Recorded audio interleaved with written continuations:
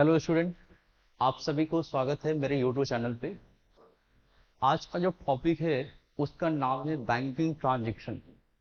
और देखो ये होता क्या है, बैंकिंग ट्रांजैक्शन जो भी स्टूडेंट 11 12 मतलब फाइनेंसिंग आप जैसे आप फाइनेंशियल अकाउंट पढ़ रहे हो, ठीक है, चाहे वो बीबीएम हो, बीकॉम हो, 11th हो, 12th हो, सीए फाउंडेशन हो, उनके लिए लेक्चर रिलेवेंट है। तो सबसे पहले आज का जो टॉपिक होगा उसका नाम होगा बैंकिंग ट्रांजैक्शन। क्या नाम होगा? Banking transaction. अब इसमें हम लोग क्या सीखेंगे अभी मैं आपको बता रहा हूँ, ठीक है। से पहले मैंने आपको स्टार्टिंग में ही बता रखा था, मैंने आपको बता रखा था कि नॉर्मली बैंकिंग ट्रांजैक्शन में कुछ हमको सीखना है। तो सबसे पहले आप यहाँ पे हेडिंग देना है बैंकिंग ट्रांजैक्शन। क्या देना है आपको? Banking transaction. आपको हेडिंग देना है बैंकिंग ट्रांजैक्शन, ठीक है। क्या हेडिंग देना है आपको? Banking transaction. अब ये क्या होता है बैंकिंग ट्रांजैक्शन, बारी बारी मैं इस पे आपको चर्चा करूंगा और साथ में ये चीजें आपको बताऊंगा, ठीक है। देखो बैंक में जो होता है ना, वो आप जानते हो कि एक ये फाइनेंशियल इंस्टीट्यूशन है। क्या है ये? कि फाइनेंशियल इंस्टीट्यूशन है जो ये पब्लिक से एक्सेप्ट करता है डिपॉजिट और ये लोन वगैरह अरेंज करता है किसको? पब्लिक को ही, ठीक है, नॉर्मली। अब ये बैंक जो होता है, जितने भी बैंक है, चाहे पीएनबी है, आरबीआई है, एसबीआई है, बैंक ऑफ बड़ौदा है, यूनियन बैंक है, आईसीआईसी बैंक है, ये सारा का सारा जो बैंक है ना, ये पर्सनल अकाउंट में कंसीडर होता है। और बाबू मैंने आपको पहले ही एक चीज बताया था जो मोस्ट इंपोर्टेंट था, मैंने आपको पहले ही बताया था। इस पे थोड़ा याद रखना। अगर वो पर्सनल अकाउंट है, पर्सनल अकाउंट हम लोग देखे थे, rules of debit and credit, personal account. और दूसरा आप लोग देखे थे कौन सा? Real account. और तीसरा आप लोग क्या देखे थे? नॉमिनल अकाउंट, ठीक है। ये तीन प्रकार का अकाउंट था, पहला पर्सनल अकाउंट, दूसरा रियल अकाउंट और तीसरा नॉमिनल अकाउंट। ये तीन प्रकार के हम लोग अकाउंट्स देखे थे। पर्सनल अकाउंट में होता है नेम ऑफ पर्सन और इंस्टीट्यूशन। रियल अकाउंट में जो भी एसेट, चाहे टेंजेबल और इनटेंजेबल एसेट है, उसको हम लोग रियल अकाउंट में कंसीडर करते हैं। और नॉमिनल अकाउंट में जो बिजनेस का एक्सपेंसेस, लॉसेस वगैरह कंसीडर हम लोग करते हैं। अब इसमें हम आपको बताए थे rules of debit and credit. तो मैंने आपको पहले ही बता रखा था कि अगर वो पर्सनल अकाउंट है तो डेबिट द रिसीवर होगा एंड क्रेडिट द गिवर। फिर आपको बताए थे अगर वो रियल अकाउंट होगा तो debit what comes in, business से कुछ आ रहा है तो डेबिट करेंगे, and credit what goes out. फिर नॉमिनल अकाउंट में बोले थे debit all expenses and losses and credit all income and gains, ठीक है। आज नॉर्मली हम लोग इस पे चर्चा करेंगे कि एक्चुअल में ये जो आपका जो हम लोग ये देखेंगे बैंकिंग ट्रांजैक्शन, उसमें क्या है सिनेरियो, ठीक है, हम लोग वो देखेंगे, ठीक है। उसमें क्या है चीजें, हम लोग उस बैंकिंग ट्रांजैक्शन को आज बारी बारी से देखेंगे। से जैसे मैं आपको एक ट्रांजैक्शन यहाँ पे बता रहा हूँ, थोड़ा गौर से आप लोग देखना, ठीक है। पहला मैं ट्रांजैक्शन आपको बता रहा हूँ, ठीक है, थोड़ा गौर से देखना। बैंकिंग ट्रांजैक्शन में जनवरी मान के चलते हैं, जनवरी 1 को एक ट्रांजैक्शन है आपके पास, थोड़ा समझना। Cash deposited, cash deposited into into into bank, cash deposited into bank rupees 10,000। मतलब बिजनेस क्या किया? बैंक में जाके पैसा जमा किया। तो मैं आपको पहले ही बताया था कि बैंक कौन सा अकाउंट है? Personal account. तो यहाँ पे जो एंट्री होगा, तो मैं आपको एंट्री बता देता हूँ। एंट्री करना है बैंक पर्सनल अकाउंट है, पर्सनल अकाउंट में रिसीवर हो जाएगा। और cash real account goes out हो जाएगा, कैश अकाउंट क्या कर देंगे हम लोग? क्रेडिट। कितना से? 10,000 10,000 10,000, ठीक है, 10,000 10,000 10,000। तो पहला ट्रांजेक्शन ये था, cash deposited into bank rupees 10,000। तो आपको सिंपल से बताना है कि बैंक सर रिसीवर है, वो पर्सनल अकाउंट है, तो रिसीवर को हम लोग हमेशा क्या करते हैं? डेबिट। और कैश आपके पास से रियल अकाउंट है, गोज आउट हो रहा है, उसको हम लोग क्या करते हैं? क्रेडिट करते हैं, ठीक है। अब हम लोग दूसरा ट्रांजेक्शन इसमें देखते हैं, पहले लिख लो, उसके बाद हम लोग बारी बारी से ट्रांजेक्शन पे हम लोग क्या करेंगे? ध्यान देंगे।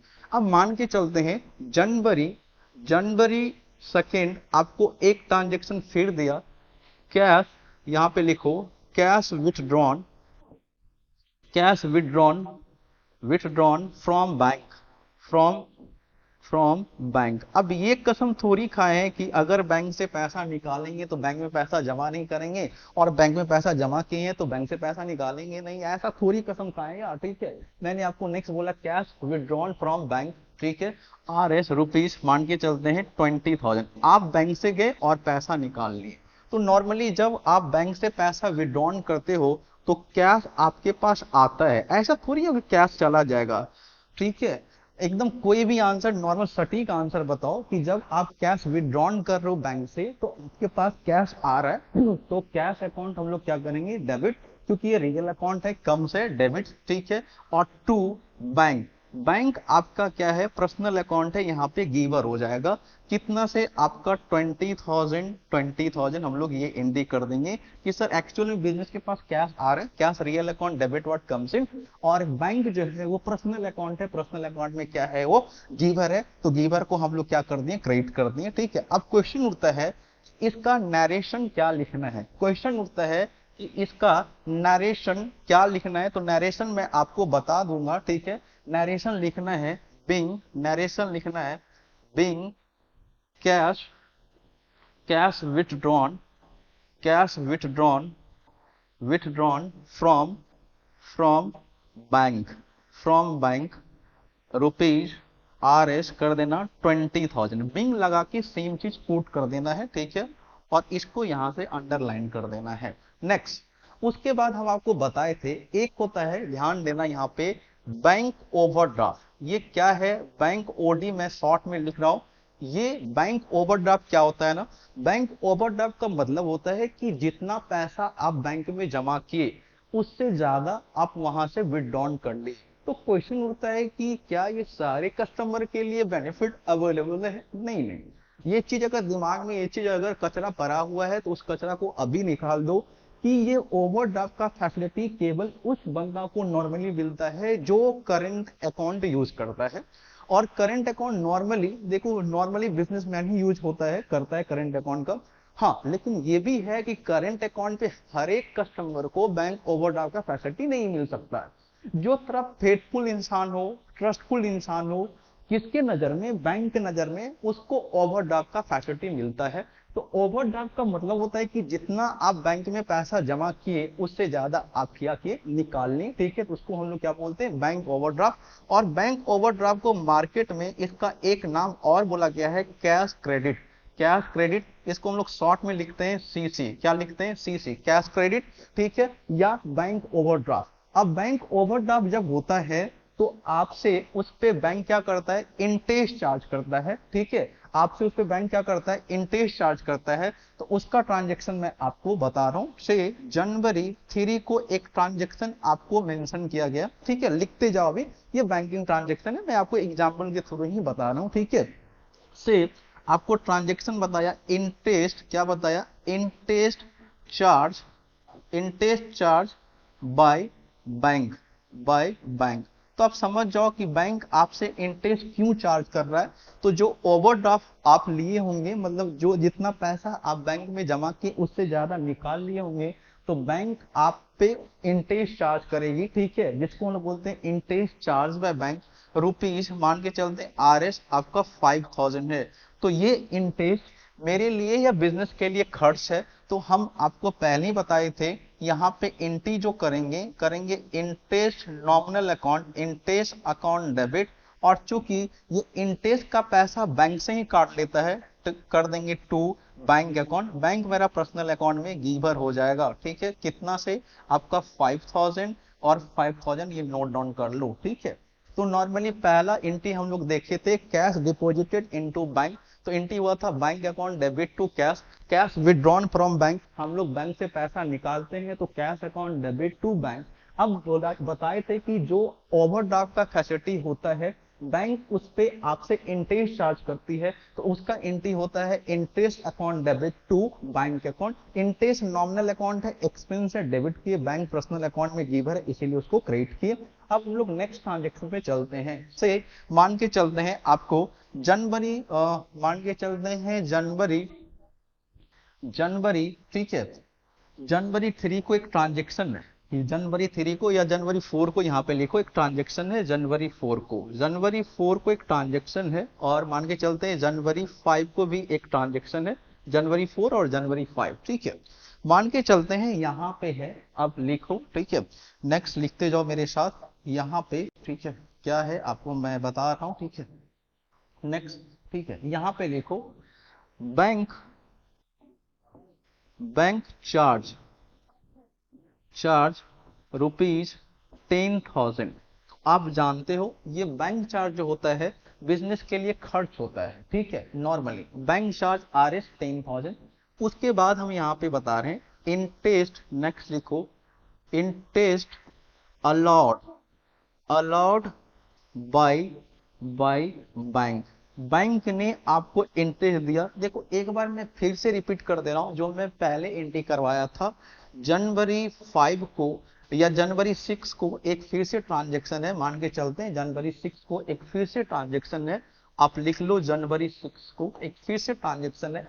एक पहले बताया था इंटरेस्ट अलाउड बाय बैंक, मान के चलते हैं बैंक आपको इंटरेस्ट दिया है रुपीज RS 10,000 या नहीं तो 1,000 लिख लो, इंटरेस्ट इतना ही अलाउड करता है। फिर अब एक ट्रांजेक्शन मैंने आपको पहले ही बताया था कि ट्रांजेक्शन ऐसे रख सकता है interest charge, charge by, by bank. तो अगर बैंक हमको इंटरेस्ट अलॉट करता है तो मेरे लिए इनकम हो जाता है, और अगर बैंक इंटरेस्ट चार्ज करता है तो मेरे लिए एक्सपेंस हो जाता है। तो क्वेश्चन होता है कि इस तीनों का जनरल एंट्री क्या होगा, तो मैं आपको बता दे रहा हूं, ठीक है। जनवरी 4 का जो जनरल एंट्री होगा यहाँ पे आप लिख लेना, जनवरी 4 का जो जनरल एंट्री होगा, जनवरी 4 का, ठीक है, क्या जनरल एंट्री होगा मैं आपको बता दे रहा हूँ, जनवरी 4 का जो जनरल एंट्री होगा, ठीक है, मैं आपको बता रहा हूँ जनवरी 4 का, ठीक है। जनवरी 4 का जो जनरल एंट्री होगा कहने से वो आपका बैंक चार्ज RS 10,000 है, तो बैंक चार्ज बिजनेस के लिए एक्सपेंस हो जाएगा, तो करेंगे bank charge, bank charge account debit, ये बिजनेस के लिए एक्सपेंस है, डेबिट कर देंगे। और चूंकि इससे मेरा बैंक बैलेंस क्या होता है घट जाता है, मतलब बैंक मेरा क्या हो जाएगा गिवर हो जाएगा, कितना से आपका 10,000, 10,000 ये बैंक चार्ज है, ठीक है, इसका एंट्री मैंने कर लिया, ठीक है, इसका एंट्री मैंने कर लिया। ये जनवरी 4 का ट्रांजेक्शन है।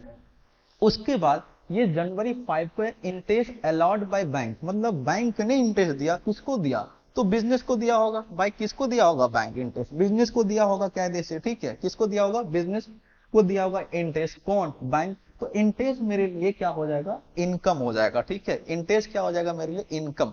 तो अब जो इंटरेस्ट का हम लोग एंट्री करेंगे तो मेरा बैंक बैलेंस उतना से बढ़ जाएगा जितना हम लोग इंटरेस्ट रिसीव करेंगे, तो बैंक अकाउंट डेबिट कर देंगे, ठीक है, टू कर देंगे interest, to interest received, to interest received account, interest received आपका इनकम हो जाएगा, कितना से, इंटरेस्ट अलाउड बाय बैंक, मतलब बैंक इंटरेस्ट अलाउड करता है तो बैंक के लिए खर्च हो जाता है, मेरे लिए इनकम हो जाता है, किसी के लिए खर्च तो मेरे लिए इनकम, मेरे लिए इनकम तो किसी का खर्च, ठीक है, कितना से आपका 1,000 और 1,000 यहाँ पे ये आ जाएगा, ठीक है।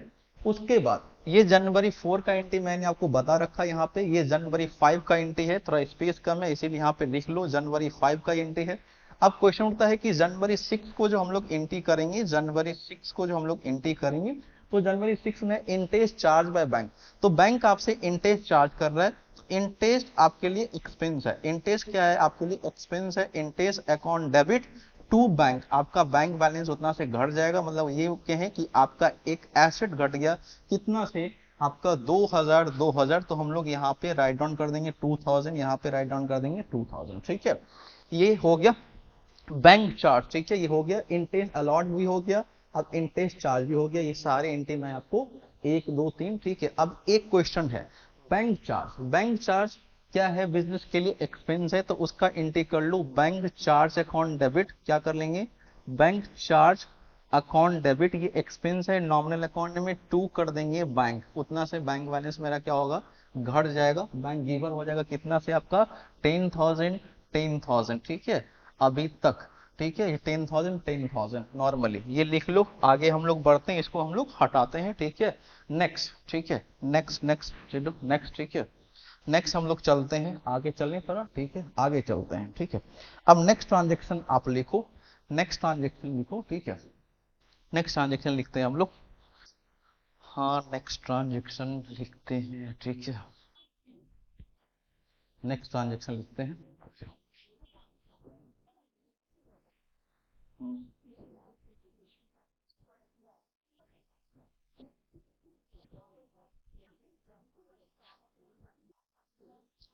जनवरी 6 को लिखो, ठीक है, से लिखो यहाँ पे चेक